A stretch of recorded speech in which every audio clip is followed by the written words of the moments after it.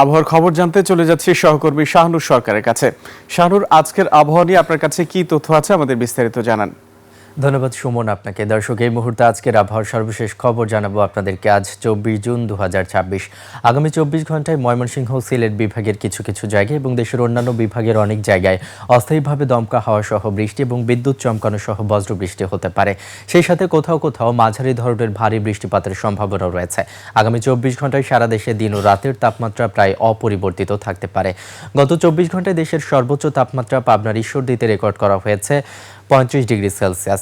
এই মুহূর্তে রাজধানী ঢাকা সহ দেশের দু এক জায়গার তাপমাত্রার দিকে লক্ষ্য করলে দেখতে পাচ্ছি রাজধানী ঢাকার এই মুহূর্তের গড় তাপমাত্রা রয়েছে 30 ডিগ্রি সেলসিয়াস, রংপুরের তাপমাত্রা রয়েছে 27 ডিগ্রি সেলসিয়াস, রাজশাহীর তাপমাত্রা দেখতে পাচ্ছি 32 ডিগ্রি সেলসিয়াস এবং সবশেষ সিলেটের তাপমাত্রা রয়েছে 26 ডিগ্রি সেলসিয়াস।